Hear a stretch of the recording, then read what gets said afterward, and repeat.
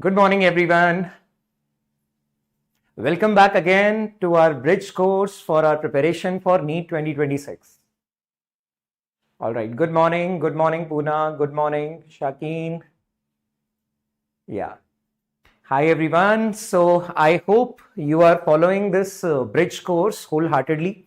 And last time also I suggested you that whatever you are learning from morning to evening, because we are providing 2 sessions in the morning and 2 sessions in the evening, physics, chemistry, some sort of like this, like as far as physics plan is concerned, we have taken up kind of 2 tracks. One you are having with me, in which we are going to strengthen our fundamentals of mechanics, and another one you are going to have with Harimohan sir in the evening session. All right. But since there are 4 sessions in a day, so I suggested you last time also, your learnings will be much more fruitful only if you make sure to revise before you sleep every night. So the last hour of the day must be, devoted and dedicated to the revision part every day. And it's not going to play a major role in these days, because right now though you are sitting back and relaxing at home and just learning through these online lectures. But once you come to the main course, once you pursue your core preparation, then the habit you are going to develop these days are going to benefit you very soon, and up to very large scale, I would say. So make sure to develop some good habits these days. One of the habits which are concerned with the academic part is the rule of revision.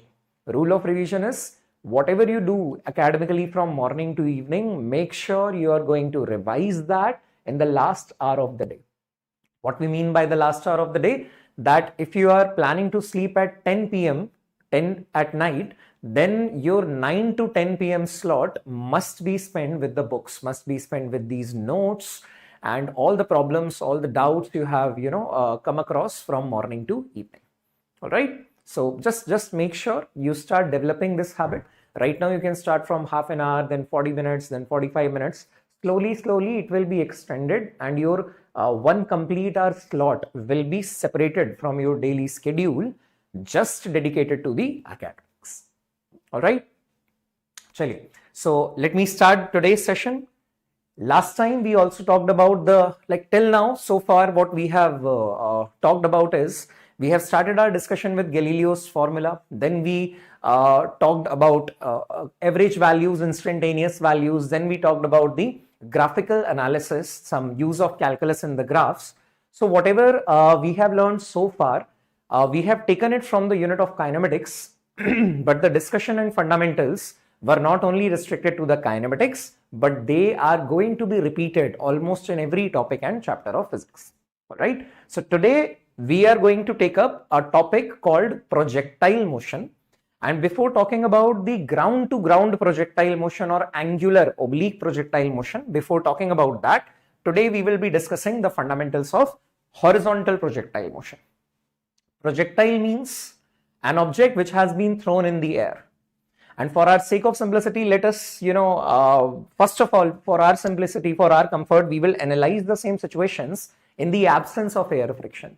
Means you have to just consider that you have a body or a ball in your hand, you are throwing it in the air, and once thrown, it is only primarily moving under the influence of gravity. Yes, its motion is entirely governed by the gravity. Okay. So there are 2 things for our basic assumptions with which we will start our discussion. So first of all, let us talk about projectile. Projectile is an object that has been thrown. The action of projecting, the action of throwing something, the act of throwing is called projection. The thrown object is called projectile, and its motion in the air in the influence of gravity is called projectile motion, as of now for our today's discussion. Okay. The modifications will keep coming into the picture with time. Now, if we have a ball in our hand, imagine, and we are throwing it in the air vertically upwards. So if the initial velocity is perpendicular, or you can say in vertical direction, you call this as a vertical projectile motion. Perpendicular to the horizontal, or you can say if it is in the vertical, you call it as vertical projectile motion. Thrown up, thrown down, not released. I'm not talking about motion under gravity free fall case. I'm not talking about free fall. I'm not talking about release or drop. I'm talking about throwing. So either you are throwing it up or you're throwing it down. So if you're throwing the object vertically, that's vertical projectile motion. If you're throwing an object horizontally in the horizontal direction, that's a horizontal projectile motion. And if you are throwing an object somewhere making an angle with the horizontal in the air, that is called angular projectile or oblique projectile motion. So our next discussion means our next lecture, next interaction will be based on oblique projectile motion. Before that, we are understanding the fundamentals of horizontal projectile motion. Say it any motion in a plane, we have to be first of all comfortable with the vectors. Okay, we will understand what are vectors, we will understand how to deal with the vectors, and then accordingly we will proceed. All right. Now, first of all, what is a horizontal projectile motion and what are the associated fundamentals? Let us try to understand that. So I'll consider a tower over here. I'm considering a tower over here, and this is the ground. Let's say the height of the tower is h. Height of the tower is h here. Okay, h. And there is the ball, say m mass ball. And initially it is thrown with a v0 velocity in the horizontal direction. Since it is thrown in the horizontal direction at t equals to 0, since the velocity is directed horizontally, that's why the name is horizontal projectile. The name is horizontal projectile. All right. So what will happen if I talk about its trajectory, its path? So can you imagine if you throw an object, if you are throwing a ball like this, the ball is going to move in a parabolic path, in a curved path, and then it will be falling on the ground like this. Sir, it is a curved part that we can feel, but how you are saying surely that it is going to be a parabola? That will depend on not the design, but the equation. I repeat, if I'm making a curve, that curve may be a random curve, that may be a part of a circle, that may be a part of ellipse, parabola, hyperbola, anything. So sir, it is curved that we all can see and we all can feel. But how we can be so sure that this curve is not a random curve but a part of parabola? That will be totally governed by the equation of its path, equation of trajectory. All right, so we'll talk about it. But before that, I'm writing some assumption here that first of all, we are neglecting air drag. Neglect air drag or air resistance. If we are neglecting this air drag or air resistance, then this m mass of the bob or m mass of the ball, it doesn't matter. The mass, the kinematics equation we have already learned previously. The equations of motion, the kinematics equations are mass independent, all right? But we will take care of this mass when we will be considering the air friction. Okay, and that most probably I'll take up that case in oblique projectile motion, so that keeping the air friction into mind, we can easily compare the ascent and descent. So that's what we are going to talk about tomorrow. But for today's class, there is no air drag, no air friction. All right, I hope the situation is clear to you. Now, one by one, we will talk about the parameters involved. We will talk about what are the physical quantities you have to deal with here. So if you throw it from t equal to 0, suppose the ball is projected at t equals to 0 and the ball is landing at t equals to capital T, where this capital T is time of flight. So first thing here, I will say that time of flight. Now the interesting part of motion in a plane is that you can break the motion in a plane into two motion in straight lines. Generally, one along the x-axis and one along the y-axis, which means it's difficult to understand and analyze the motion of the particle which is moving in 2D or which is moving in a plane.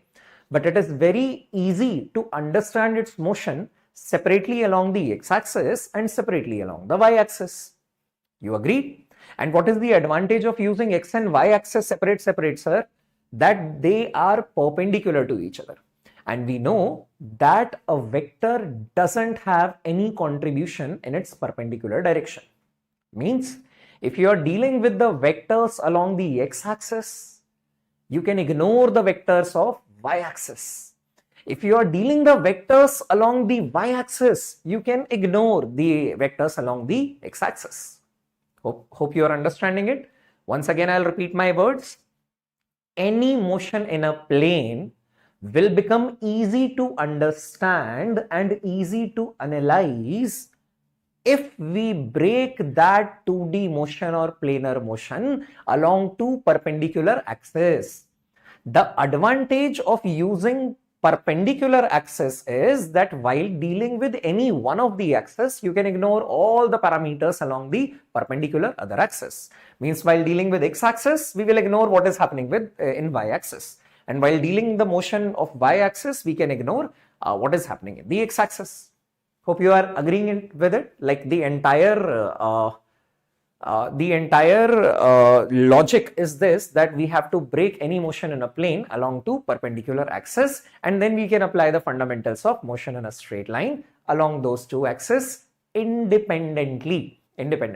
All right, so I'll write this for you. I can see that students are asking for the chapter's weightage. Yeah, it's a very good thing. I mean, I'm appreciating this ask. So probably tomorrow I'll make another video guiding you for the different chapters weightage. And just to inform you that this time in NEET 2025, the common conventional weightage of different chapters, the percentage of percentage contribution by different chapters in the final NEET exam was not followed in NEET 2025.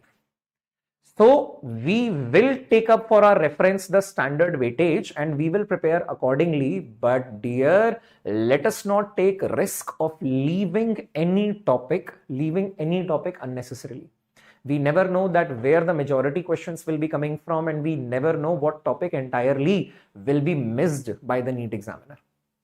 All right, so we will not take this big risk.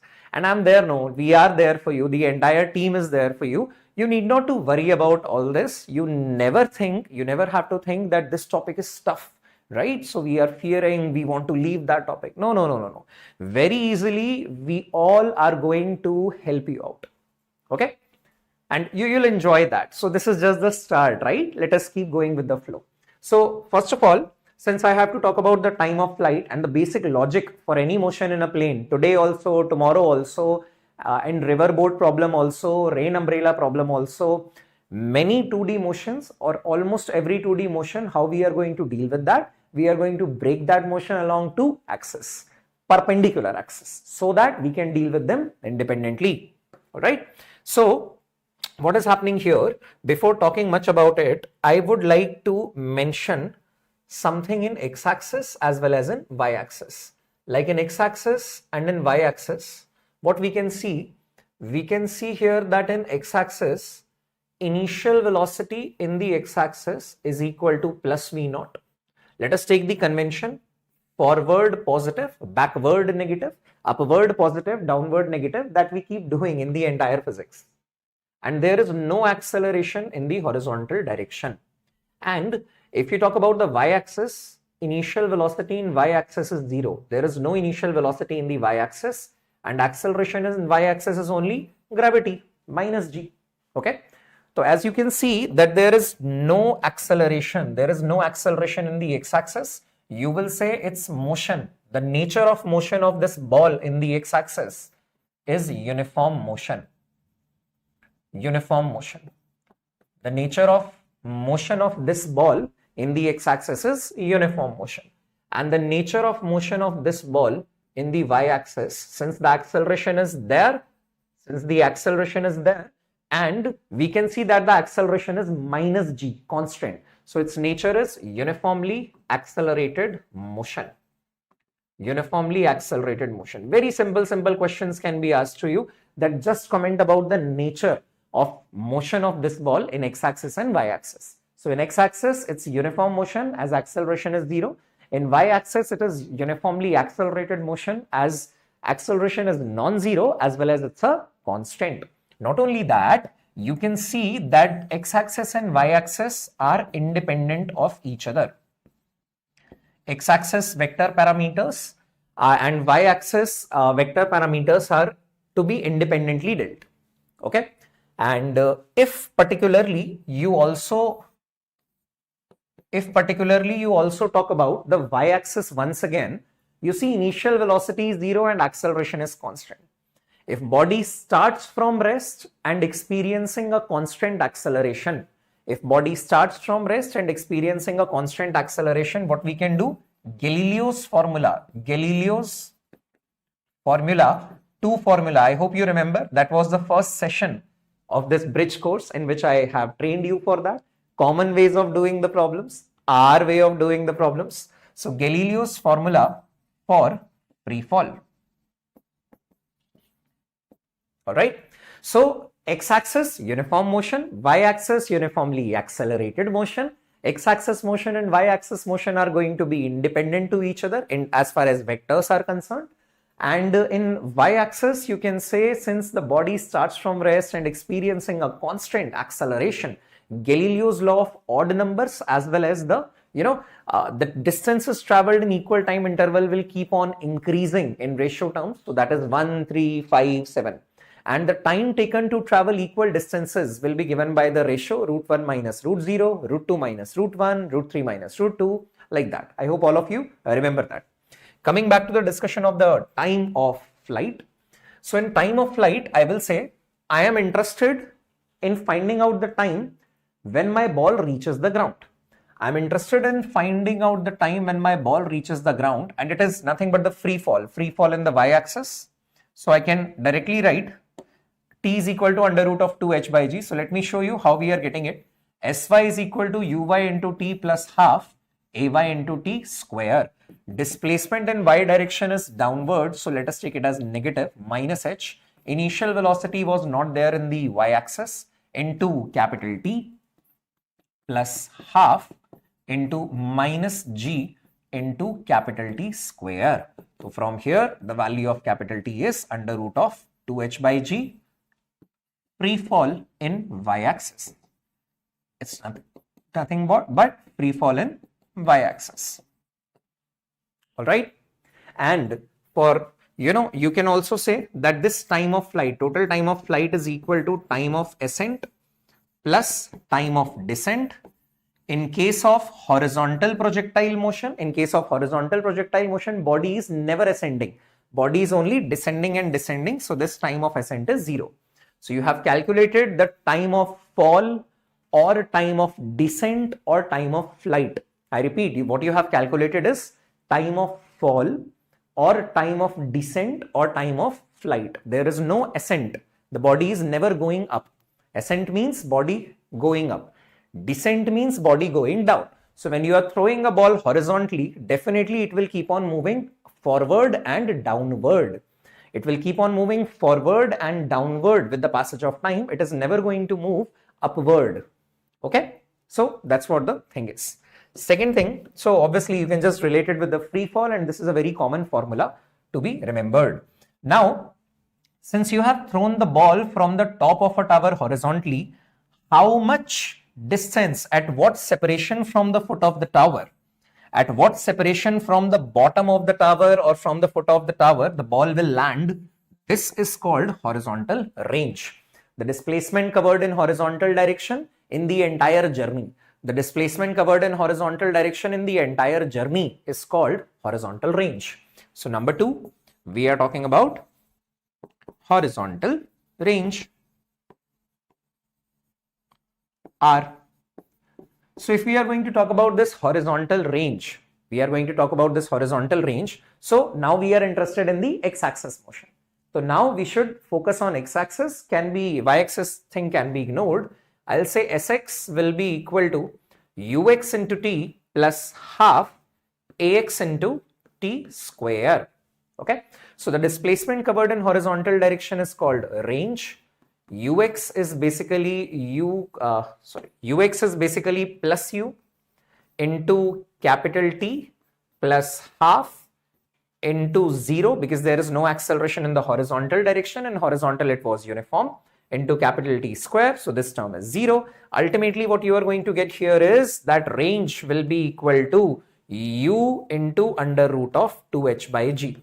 Just like as if you have multiplied, multiplied your time of fall with the horizontal velocity. Time of fall with the horizontal velocity will give you horizontal range. All right. Let's talk about the design now. Third thing is, and I'm expecting you to remember these formula here. I'm expecting you to remember these formula here. Now, number 3, let me talk about the equation of trajectory. Equation of trajectory. So this is this seems to be a curved path, but whether it is a random curve or specifically it is a portion of parabola, ellipse or hyperbola, that we need to see. Okay. So before I talk about it, any doubts to anyone? Or let me complete the equation of trajectory, then you can post your doubts. And remember, this is not the equation of trajectory which is given in NCERT, because NCERT talks about equation of trajectory in oblique projectile motion, angular projectile motion, that we are going to talk about tomorrow. Okay. So for now, equation of trajectory means what, sir? Equation of trajectory means equation of path. Equation of path. So how to get the equation of path? We seek a relation between x-axis and between x and y, x coordinate and y coordinate, because the design must also be made in xy plane. So exactly what is the nature of the design, what is the name of the design, that will be dependent not on your feeling or emotion, what you are feeling it. No, that will be entirely decided by the mathematical equation related to it. So here in equation of trajectory, I would say I have to relate the x-axis motion with the y-axis motion. Now, how to relate the x-axis motion with y-axis motion? In the x-axis, I will write Sx will be equal to ux into t plus half ax into t square, where you can see that this acceleration ax is 0. So from here, you can write this, that let us say the displacement covered in x-axis in any time t is given by x. So that is equal to u into t. X is equal to u into t, or from here t will be equal to x by u. From here t will be equal to x by u. I want to replace t and I want to establish a relationship between x and y. Now if I write the same thing for y-axis, sy will be equal to uy into t plus half ay into t square. So what you can find is that here uy is 0. So what you got further is y is equal to, acceleration in y direction is gravity downwards. So y is equal to minus gt square by 2. Just put this value of x here. Put this value of t. Put this value of t in terms of x here. See what you got. What you got? This implies we got y is equal to minus of g. Y is equal to minus of g x square by 2u square. Or you can say y is directly proportional to minus x square. Y is directly proportional to minus x square means downward parabola. Downward parabola. Okay. So if you want, you can even remember the equation of trajectory. Although in our today's discussion, I am not going to use this equation of trajectory. Rather, I'll remember the process. Instead of remembering the equation, see, physics is not about mugging up too many formula. Our concern is not to just keep remembering and learning just all the formula. No, we have to understand the foundation of the formula, the basics, the basic logic on the basis of which, see, I have completed the entire board. But the logic is very simple, no. What I am doing every time is, I am breaking the horizontal projectile motion. I am breaking the horizontal projectile motion, since it is a motion in a plane, into two axes. While dealing with y-axis, I am only applying the equation in y. While dealing with x-axis, I am only applying the equation in x. While talking about the equation of the design or trajectory or path, while talking about the equation of design or trajectory or path, our concern is We need a relation between x and y. Here we were only talking about y. Here we were only talking about x. Here we want to establish a relation between x-axis and y-axis, means x variable and y variable. So what did we do? We expressed x coordinate in terms of time, y coordinate in terms of time, and replaced the time, so that we don't want to see time now, sir. We want to see the design. Okay. So by this, since we got y is directly proportional to minus x square, I hope now comfortably everyone can say that this is a parabolic path. Parabolic path, downward parabola. I mean, if you consider at this point the origin, if you consider the origin over here like this, then definitely it's a portion of downward parabola. Okay. So I'm erasing it as of now. Just take a minute, review everything. You can even take the screenshot, review everything, and now you can post your doubts in the comment section. I'll still talk more. Okay, na? I'll teach you something. So this is all about the horizontal projectile motion, which are there are the three inboxed formula on board. Commonly questions are asked related to it, and there is common way of doing it. But before I take you towards the problems, I'll tell you I'll revise some vector fundamentals for you. We will revise some basic of the vectors very soon before starting the problems, so that we can actually do those big problems according to our way, according to the sometimes, and I strongly believe, not sometimes, I strongly believe almost every time, if there is a good problem in physics, if there is a big good problem in physics, then definitely that can be solved by more than two or more than one approach. So we'll try to learn that here. Just go through the entire slide, take the screenshot, and you can post your doubts on the comment section. I'll answer each and everything. One thing regarding the weightage of the chapter, I have already told that I'll definitely share it very soon, probably tomorrow only. A quick recap, one short recap you want? Okay, it's okay. I'll give you a one short recap. What has happened here? First of all, what is the heading for today? Heading for today is horizontal projectile motion. Projectile means an object which is thrown. Horizontal projectile means you have thrown this object in horizontal direction. Okay, you have thrown this object in the horizontal direction. For our better understanding and simplification, first of all, we are ignoring the air resistance, air drag, and any other force. We are just assuming that when the ball is in my hand and I am throwing it horizontally, now onwards, once thrown, once projected, this ball is called a projectile. Thrown object is called a projectile. Throwing means projecting. Thrown object is called projectile. So here ball is the projectile and its motion is called projectile motion. So here horizontally, once you throw it, it is going to only move under the influence of gravity. So if it is only moving under the influence of gravity, ultimately it is moving in a plane. How to deal with any motion in a plane in a better way? Say river boat problem, rain umbrella problem, inclined plane problem, oblique projectile motion, horizontal projectile motion. Every time the basic logic is same. Sir, we don't like to understand in the plane. We like to understand in a straight line. So that if I can break the motion in x-axis and y-axis, I can stick to the convention. Then in x-axis, forward vectors are positive, backward vectors are negative. In the y-axis, upward vectors are positive and downward vectors are negative. Alright. So what we have done is we have ignored the air drag and I have thrown the object. One short recap I am giving you. You have thrown the object horizontally. So see, it will be moving like this in a curved path. Let's not call it parabola right now, in a curved path. Okay. And it will land on the ground somewhere here. So in what time it will reach the ground, that is called time of flight.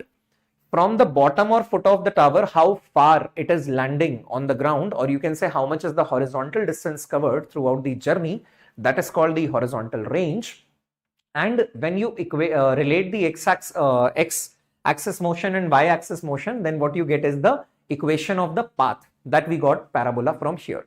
So what I did is I just broke the entire motion into x-axis and y-axis. I realized that in x-axis, after neglecting the air drag, there is no acceleration. So the nature of motion of this ball along the x-axis is uniform motion, whereas in y-axis, since the initial velocity is 0 and acceleration is minus g, So it is a uniformly accelerated motion, and we can also see that it's a kind of free fall. If free fall case is there, definitely Galileo's formula, Galileo's law of odd numbers, and the other one, root 1 minus root 0, root 2 minus root 1, those two formula which I have taught you in the session 1 of this bridge course, those are also applicable. Then while talking about time of flight, we have considered only y-axis motion, we can ignore x-axis. While considering the horizontal range, we have considered only x-axis motion, we can ignore the y-axis. And while considering the equation of trajectory, definitely we have to replace the time and establish a relationship between x-axis and y-axis. I hope this one short recap is clear, and these three inboxed formula you are supposed to remember. When I am taking you across the problems, I will use this blue colored equation of trajectory lesser times, and I'll use the basic of replacing the time and establishing a relation between x and y oftenly, so that you'll practice more, you'll write it twice or thrice. Definitely you'll be able to learn it in a better way. I hope you have taken a screenshot from here. So Nandu is asking a doubt, sir, the horizontal distance traveled by projectile from its initial position to the position where it passes y equal to 0 during its fall is called the horizontal range. X0, Y0. If you call this as origin, Nandu, then your definition makes sense. Then your definition is definitely valid. Okay. But since why I didn't use this language or definition, because while teaching you equation of trajectory, I was considering my origin here. So y equal to 0 means it has to cross the x-axis, but it has already crossed the x-axis here, which means this level you will not get the range. Range will be obtained here. So either I will consider the origin exactly on the ground, which I haven't considered. I have considered the origin here at the point of projection. That's why your definition is not totally valid here. Or else I would say that your definition will be properly validate tomorrow when we will be talking about ground to ground projectile. So in ground to ground projectile, we will be throwing it from the ground. So this origin is also at the ground and the landing is also at the ground, like this tomorrow. Then definition is definitely valid. But otherwise, but still, it's a nice approach here. I liked it. Any other doubt, dear? Oh, sir, once again, recap about Galileo's formula at right time when it will come, when we will be having it in the problems. Definitely, I'll revise it for you. Right now, let us not get distracted. Let's stay focused and let us talk about some more fundamentals here. Is that fine? Okay. Sir, when will the offline classes start? Very soon the offline classes will be starting, and we will be definitely informing you regarding the same. So you don't worry about it. Till the time we are not telling you the exact date of the offline class, definitely we are connected here and we can keep learning. Okay. Enjoy a few more days, kind of vacation. Then anyways you will come, and anyways we will, have an exhaustive and very fighter learning session together. It's not going to, when I say fighter learning session, I don't mean that you will be pressurized. No, you will have a smiling face throughout, and you should not take pressure. But yeah, it's a process. Trust the process. Definitely, when all the required things are done by your side, then result is always a byproduct. Okay. Chaliye. Let me talk about few more things here. Now, so these were the basic formula. Now what I'll do, I'll talk about some vector equations here. Some vector equations referring to the same diagram. That's why I have just taken the copy of it. And these notes will be automatically these notes will also be shared to you. By the end of the day, those will be uploaded in the description of the video. But meanwhile, you can keep taking the screenshot, and I have not erased it from your notes. Don't worry, that is still available for you. I have just taken a copy of it so that I can talk about few more things here. All right. So once again, I'll write for you that in x-axis and in y-axis, what do we have here? In x-axis, the initial velocity in x-axis is plus u. The acceleration in x-axis is 0. The initial velocity in y-axis is 0. There is no initial velocity in y-axis, and acceleration in y-axis is minus g. All right, these are the parameters which we already know.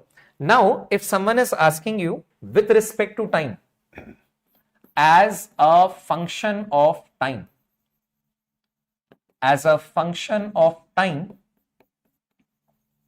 what we can write? As a function of time, what we can write?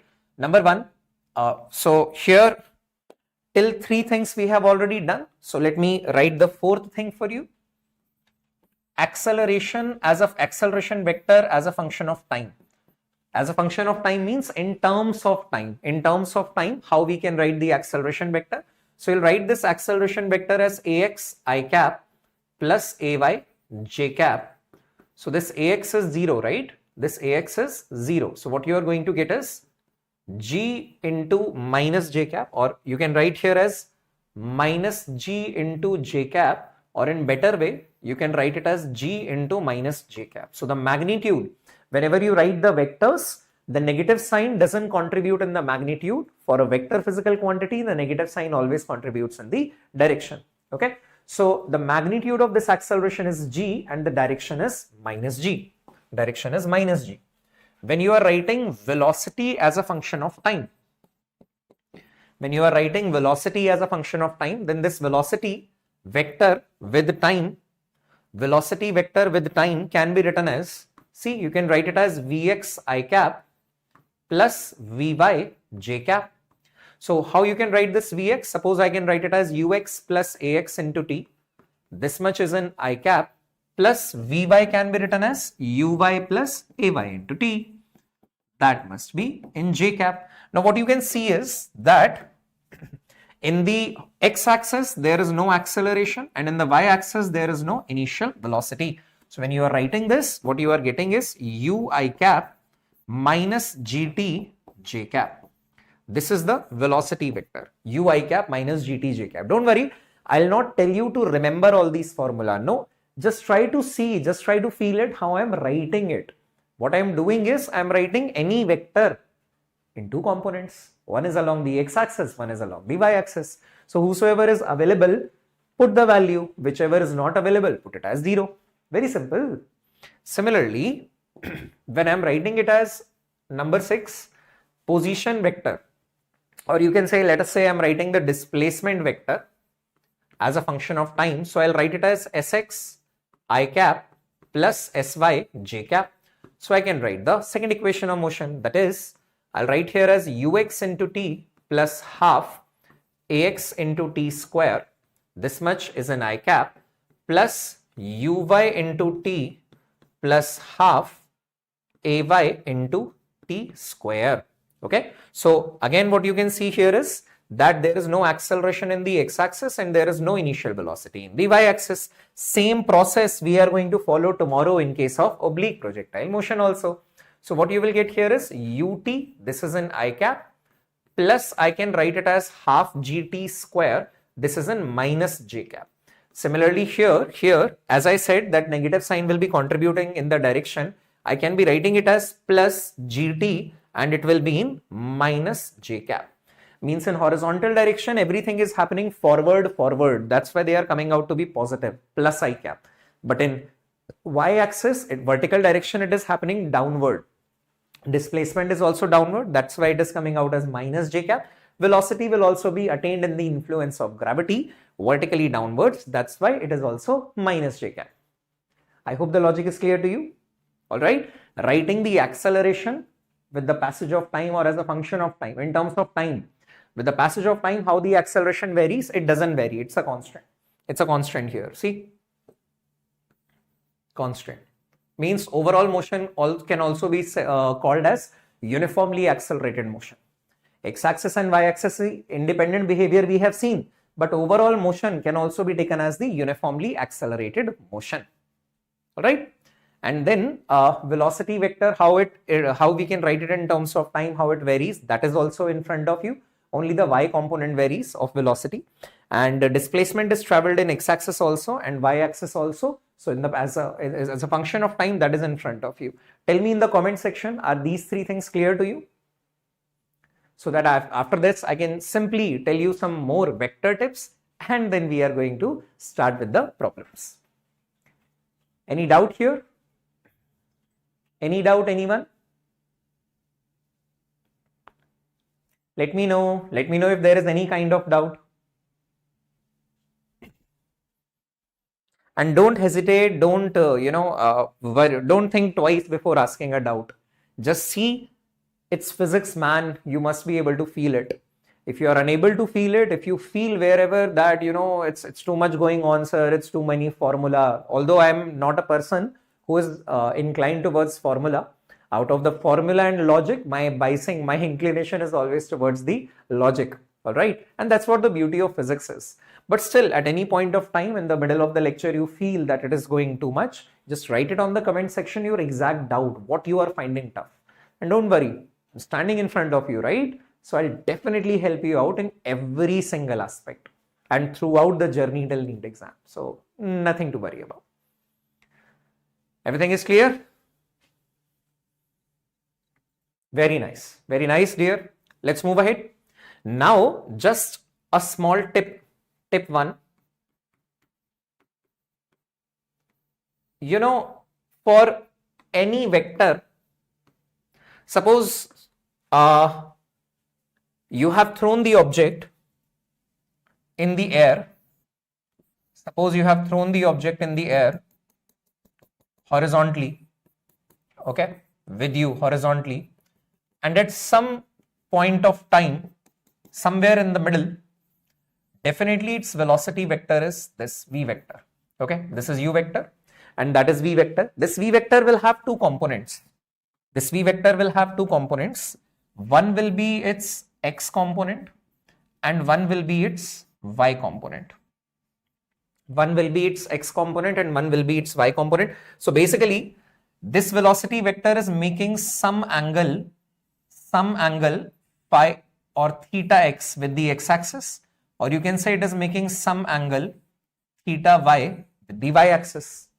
Okay, but you have thrown the object horizontally. Again, whatever I am teaching you today, we will use that logic in solving today's problem, but that is never limited only to today's discussion. That will keep coming in the entire mechanics, in every chapter of physics where you are dealing with the vectors. This tip will be very, very beneficial. All right. So what I am saying here is, I am saying that at this stage, when you have thrown it horizontally, but at any point of time, this velocity vector is making an angle with x-axis as well as an angle with y-axis. If you have to comment about x-axis, now see the pattern. If you are trying to write theta x or say tan theta x, then with whichever axis you make the angle, that component must be coming in the denominator. See, the tan theta is perpendicular by base. I can teach you by geometry and trigonometry also how this formula is coming, but better to remember my words. My words, I'll repeatedly keep saying, those will be more beneficial for you. So I'm saying with whichever axis the angle is made, that component must be coming in the denominator. Means tan theta x, the angle is made with x-axis. So it can be written as mod of Vy by Vx. Mod of Vy by Vx. With whichever axis you make the angle, that component must be coming in the denominator. And similarly, when you are writing tan theta y, so that will be, now you are making the angle with y-axis. So y component must be coming in denominator. Is that all right? Sorry. I think that's clear to you. Let's talk about another tip. Tip 2. Tip 2. Since you were visualizing and talking about the direction of motion, since here you are visualizing or talking about the direction of motion, direction of velocity or direction of motion means the same. That's why you have dealt with the v components, vx and vy. But suppose in the same situation,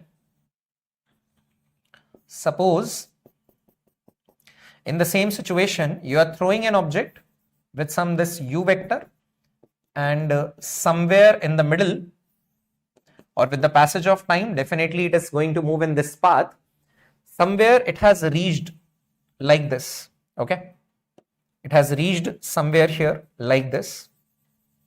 Now, if the displacement covered in x-axis here is sx and the displacement covered in y-axis here is sy, displacement covered in x-axis is sx and displacement covered in y-axis is sy, then what angle, this angle of elevation, if someone is asking, this angle of elevation phi x is also called as angle of elevation, that you can also observe from the ground. Okay, I'm not drawing it on the ground, I'm drawing it in the air, but that is applicable for each and every point till the ground. And generally, you can say commonly angle of elevation is defined from the ground only. This is the last step. Be very, very careful. If they are asking you now, tell me what is this angle of elevation phi x, then using the same logic, I'll write tan phi x will be equal to, since you are making the angle with x-axis, x component will come in the denominator, but this time we are not dealing with the velocity vector.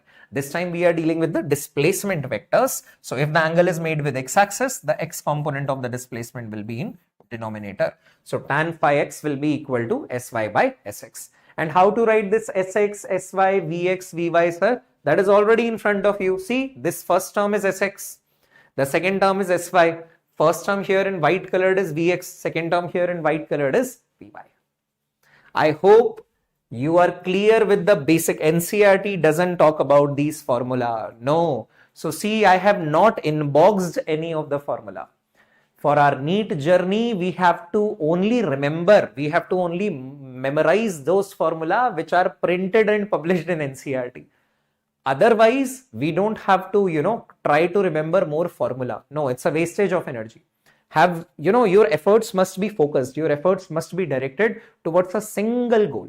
So that's what strategically I'm telling you to prepare.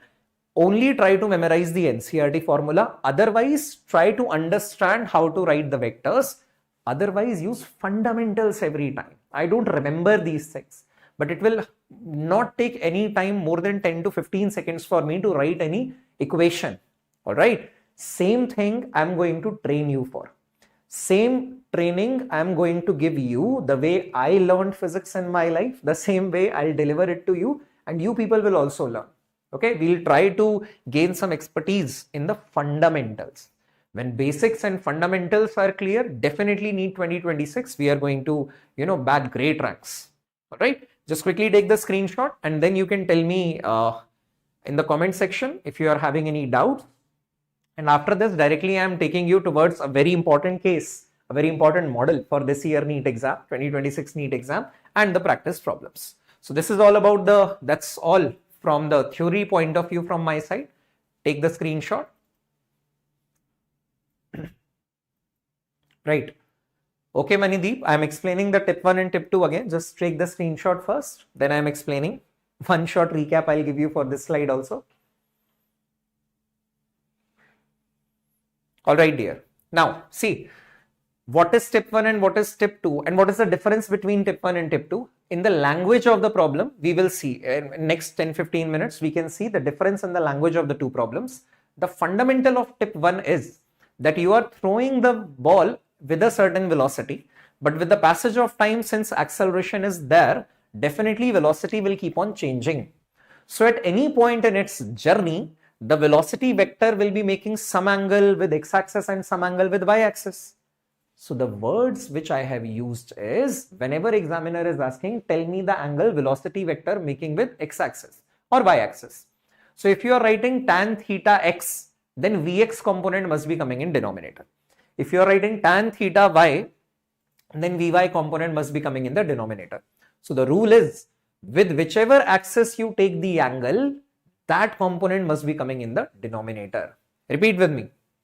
With whichever axis you take the angle, that component must be coming in the denominator. One more last time here, and I'm trusting you when I'm telling you you're doing it. One more last time. With whichever axis the angle is made, that component must be coming in denominator. Okay? I hope now it is clear.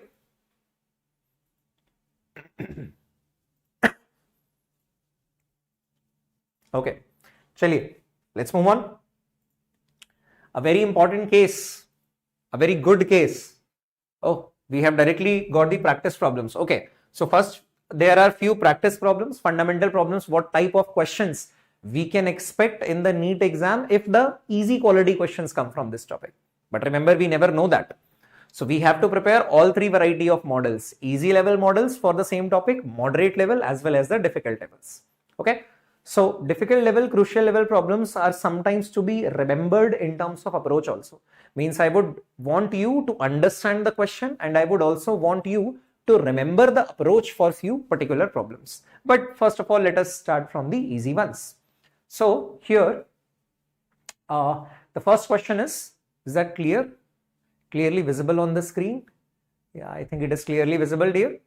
An aeroplane flying horizontally at an altitude of 490 meters with a speed of 180 kmph drops a bomb, the horizontal distance at which it hits the ground.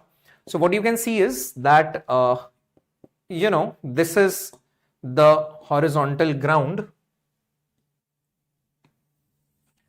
This is the horizontal ground here. And above this horizontal ground, at some instant, there is specific location of the aeroplane.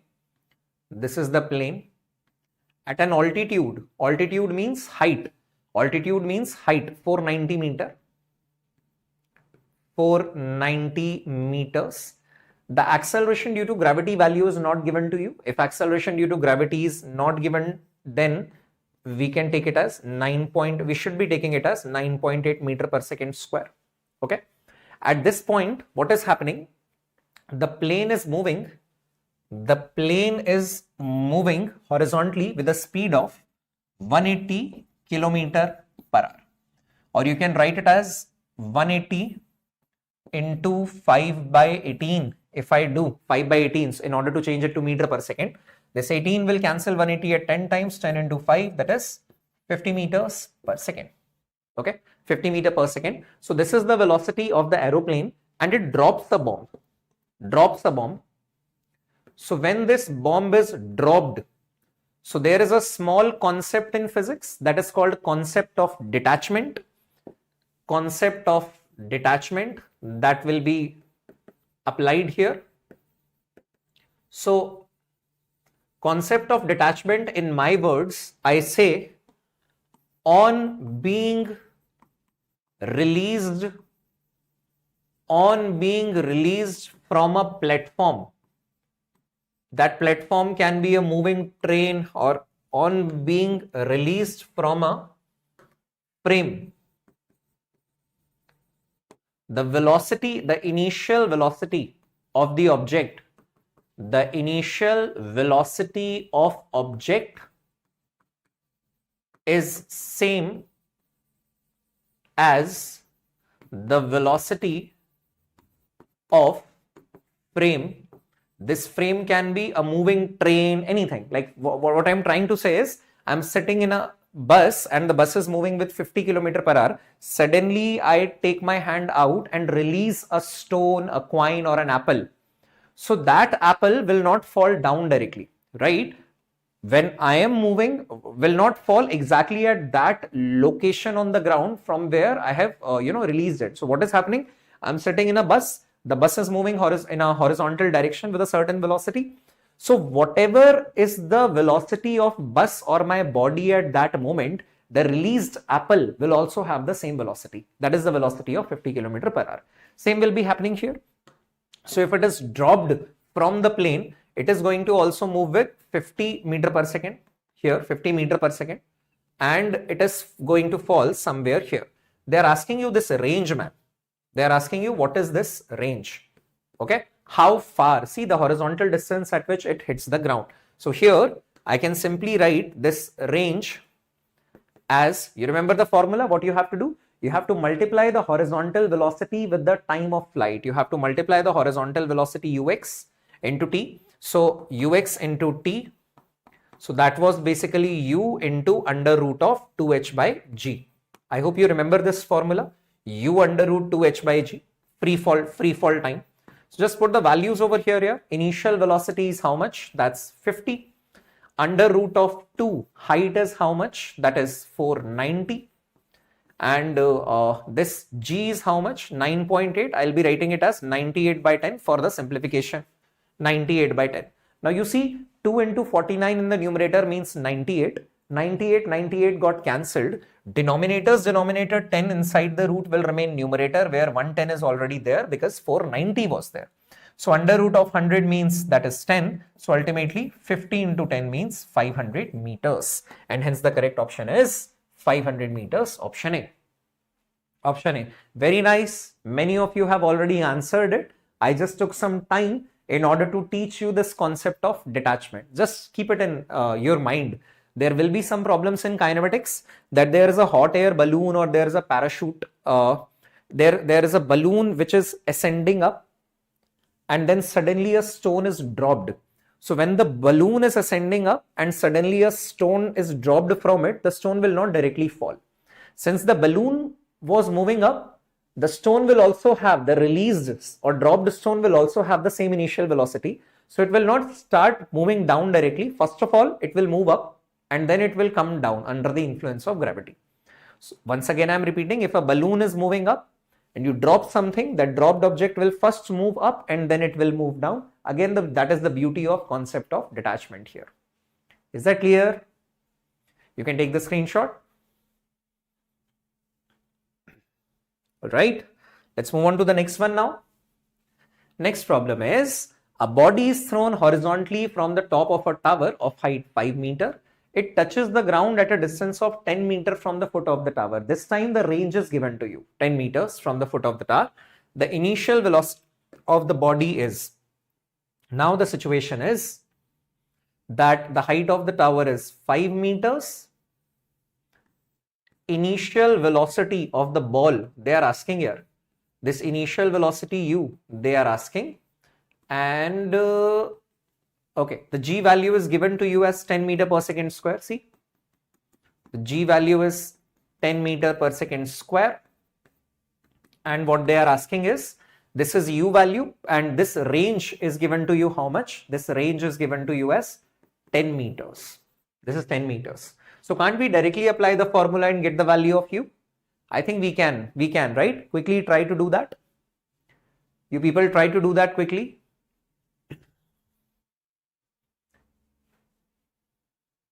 I know majority of you, you look at the lecture like a movie, but better to sit with a pen and paper so that you can keep writing the important thing, or at least, because you will be having the notes and screenshot also, at least you can keep trying the problems. If you will keep trying the problems parallelly, definitely your mental level development will happen.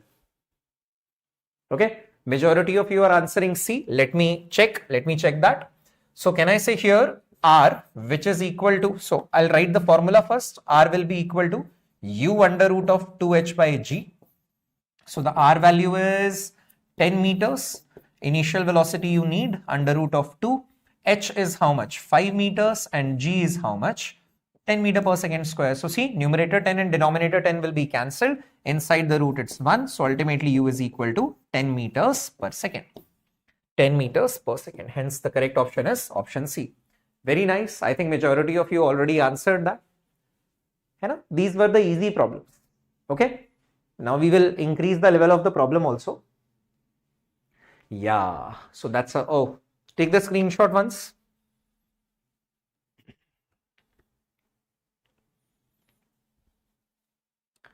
Yes, I think now we can see the other one.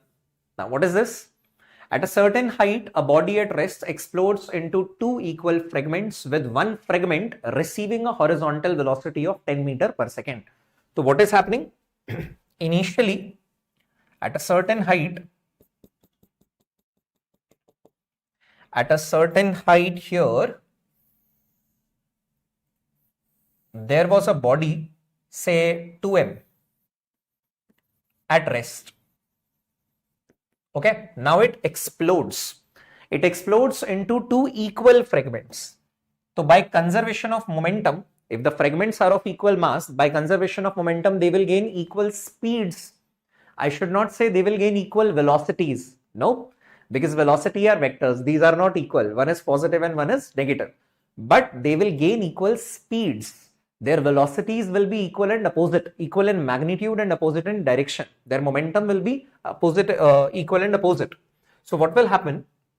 That suppose one is this mass and one is this mass after the explosion, and they say one receiving a horizontal velocity of 10 meter per second. So if it is receiving a horizontal velocity of 10 meter per second, by conservation of momentum, this will also receive a horizontal velocity of 10 meter per second.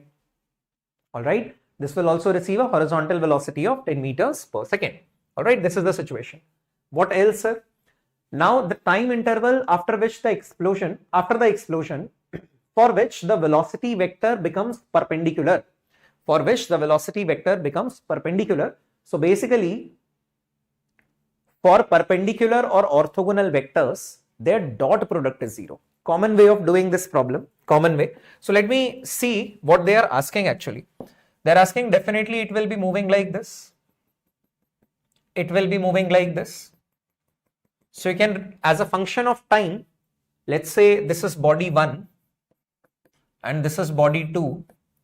So as a function of time, you can write the velocity of body 1 also as a function of time. There are easy methods also. Time t, we can write v1 vector. So v1 vector will be equal to, in horizontal direction, it will keep on moving with 10 only. And in the vertical direction, in the influence of gravity, it will gain a velocity of gt, at, gt. So you will write it as 10 is in I cap plus gt. Gt can also be written as 10t, right? Acceleration due to gravity is 10 given to you. 10t, and this is in minus j cap. Okay, this is in minus j cap. And if you are writing this v2 vector, then you will say that it is 10 but in minus I cap. In horizontal direction it is 10 but it is towards left, and in vertical definitely it will also be gaining gt, 10t in the influence of gravity. Okay, what is the question, sir? Situation is this: by conservation of momentum they will gain different same speed but different velocities, opposite velocities. It's a very important model for NEET, so try to understand the situation as well as the approach, the common way of doing it, and every time we must understand the common way also. Okay, we will have our way that will be definitely useful, far much beneficial, but still we need to understand the general physics also. Common way of doing it is that for perpendicular or normal or orthogonal vectors. Orthogonal also means perpendicular, okay? For perpendicular or normal or orthogonal vectors, their dot product is 0. Dot product is 0 means v1 vector dot v2 vector is 0. I hope everyone is comfortable. Everyone out there is comfortable in taking the dot product. Still, I am telling you how to take the dot product. You multiply the I cap with I cap coefficient and then you multiply the j cap coefficient with j cap coefficient. So see, I cap. So when you multiply this I cap, so let me write it for you here. It is 10 I cap minus 10t j cap, and it is minus 10 I cap minus 10t j cap. So when you are multiplying the I cap coefficient with I cap coefficient, so see what you will get is 10 and minus 10 plus, when you are multiplying j cap with j cap, you will multiply minus 10t and minus 10t, that is equal to 0. So what you can write here is minus 100 minus minus plus 100t, that is equal to 0. This term you can take on that side. So 100t is equal to 100, or you can simply say that t is equal to 1 second. Is that fine? T is equal to 1 second. I think that's clear for you. So definitely this is our answer. It's a very good problem, and this is one way of doing that problem: visualizing the situation, writing the individual velocity vectors and as a function of time, applying the condition for perpendicularity, orthogonality or normality. So whenever in any chapter, in any topic, whenever in any topic and any chapter of physics you are dealing with perpendicular vectors, remember, check for perpendicularity is dot product 0. Similarly, in any topic and chapter of physics, whenever you want to check for collinearity or parallel or anti-parallel vectors, collinearity, parallel or anti-parallel vectors, then their cross product is 0. Checking for collinearity, cross product is 0. Check for perpendicularity, dot product is 0. At right time, we will talk about the cross product and their alternative methods, direction ratios, and this, that also. But as of now, I think that's clear. Question is clear for you. Any doubt, put it in the comment section. I would love to help you in your doubt.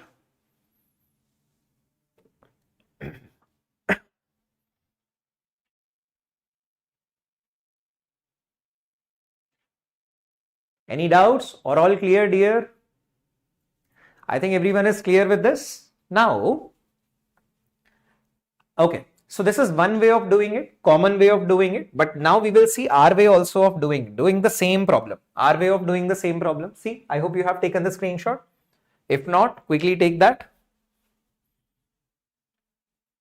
Take the screenshot. Right.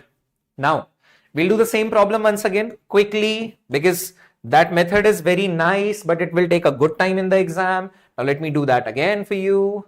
I will say that this is, the situation is this, that from the top of a tower, you are throwing a ball, not throwing a ball, basically this 2m mass, which was initially at rest, that is exploding in identical masses. So by conservation of linear momentum, both will be moving with same.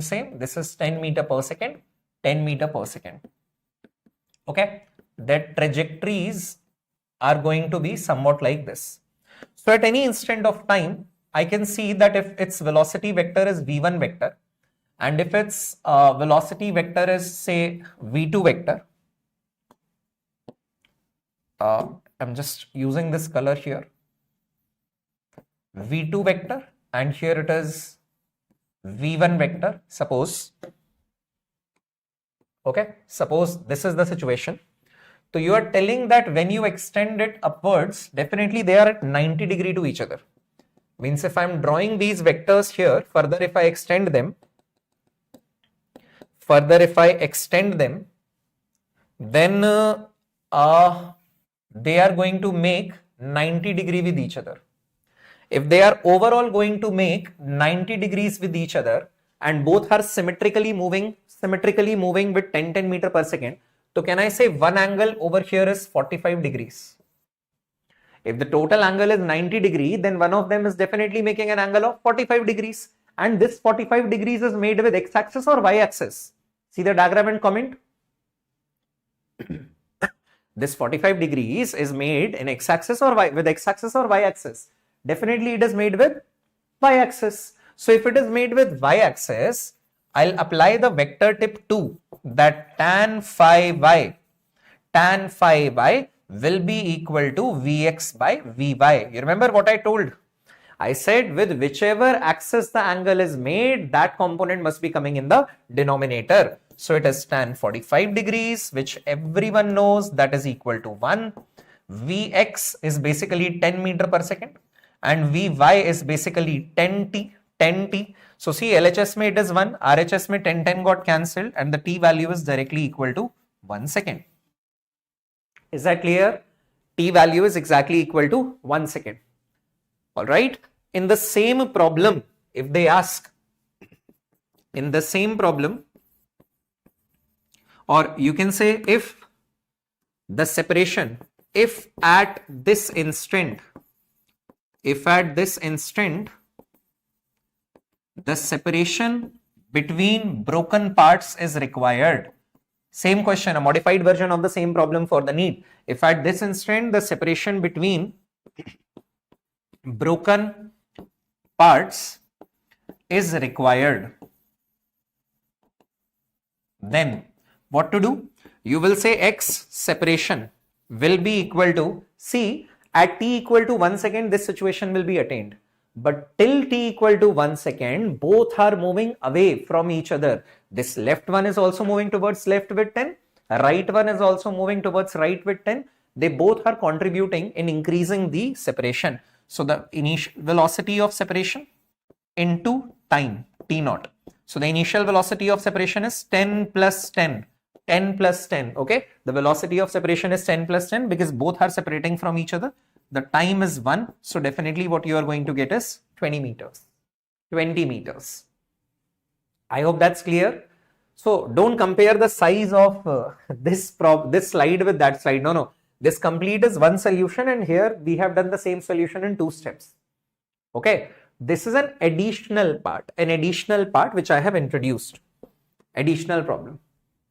Tip. Let me write it as a tip for you. I hope this technique is clear. Tell me. Clear, no? Quickly take the screenshot. That's what we call it, our way.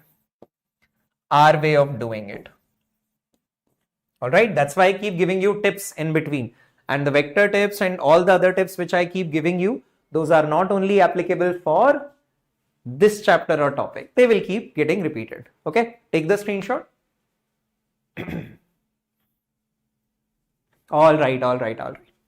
I hope you liked it. Now, again, I'm taking the same problem with a basic modification. See what happened? They asked you the same question. It is, at a certain height, a body at rest explodes into 2 equal fragments, with one fragment receiving a horizontal velocity of 10 meters per second. Same situation, sir. The time interval after the explosion for which till now we were dealing with velocity vector. But suppose they say that instead of velocity vector, if they say that the time interval after the explosion for which the displacement vectors of the 2 fragments becomes perpendicular. Displacement vector of the 2 fragments become perpendicular. Now how to visualize? Now see, I'll draw the diagram for you once again. I'm saying this is the situation. This was 2m, which was initially at rest. Now it is broken into 2 identical parts. So by conservation of momentum, both will attain the equal speeds in opposite direction. If it is moving with 10 meters per second, it is also moving with 10 meters per second. I hope this logic is clear till now. Now what is happening?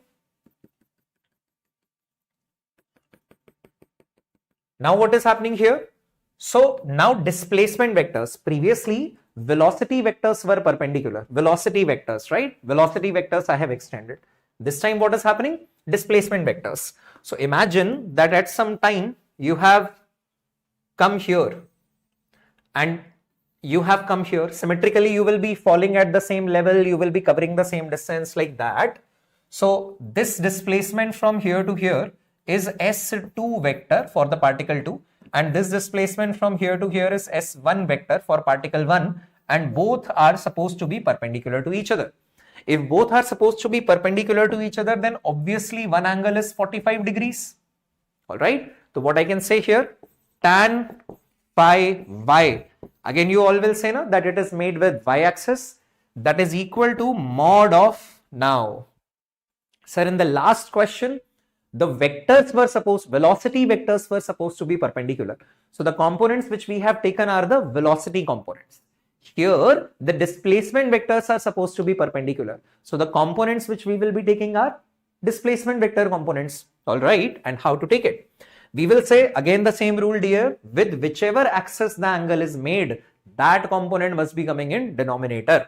So if you are making the angle with y-axis, the y component must be coming in denominator. This is sy.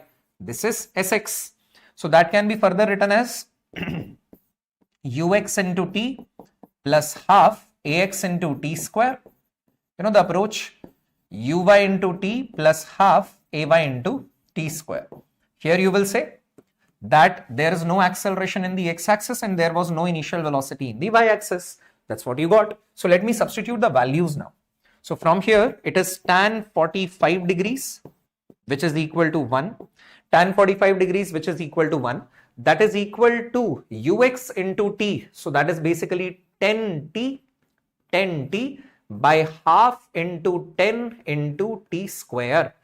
10t by half into 10 into t square. From here, see, 10t again got cancelled. Denominator 2 will become numerator. So the time is 2 seconds. Last time the answer was 1 second. Last time the answer was 1 second because velocity vectors were being perpendicular to each other. This time the answer is 2 seconds because displacement vectors are perpendicular to each other. Condition we have changed. If condition is changed, then definitely our final answer will also change. And in the same situation, if they also ask if separation, they ask separation between the two particles. The next separation will be velocity of separation into t dash. So this velocity of separation is 10 plus 10, but this time the time instant is not 1 second, it is 2 seconds. So definitely 20 into 2, what you got is 40 meters. 40 meters. All right, this is an additional thing which could be asked to you. Tell me, is that clear for you? If yes, quickly take the screenshot. Any doubts there? These are important models for the NEET exam. I hope that is clear for you. Any doubts? You can ask me in the comment section. Sir, when we take acceleration, they will not ask you when acceleration vectors are making like perpendicular to each other. No. Velocity vectors can be perpendicular. Displacement vectors can be perpendicular. But their acceleration vectors are gravity only. No. So gravity and gravity will always be parallel. They cannot ask, this is not sensible to ask that tell me the time when their accelerations will become perpendicular in this situation. In this situation. It can be asked in any other chapter like magnetics and electrostatics also, but here we are only considering the gravity, and every acceleration due to gravity is going to be parallel, no? Down, down, like that. Okay, clear? Screenshot is also taken. Right, let us practice few more. Okay, the advantage of doing our way is that if it is 90 degrees, then though you have common way also, our way also. Our way is this technique, vector tip, which I have given you.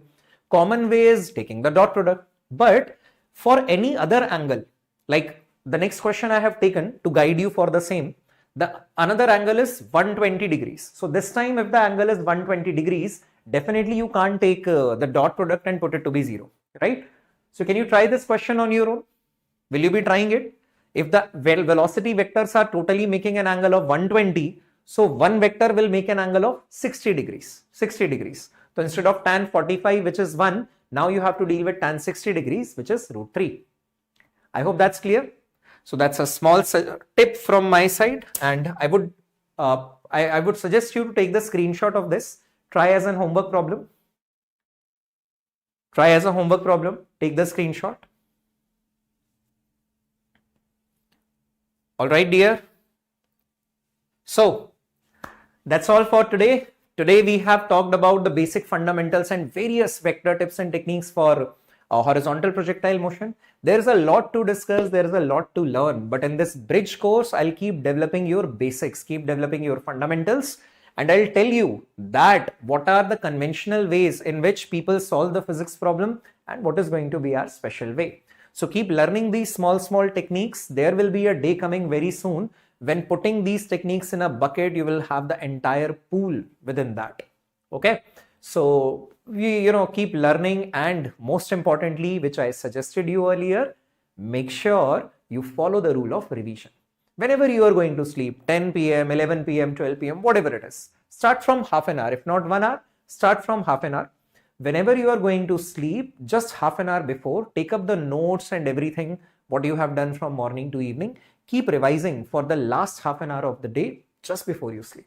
All right. So your memory will also be boosted up and you will develop your understanding. This is the way in which we tell the students that this is the way you can even keep working while sleeping without any stress.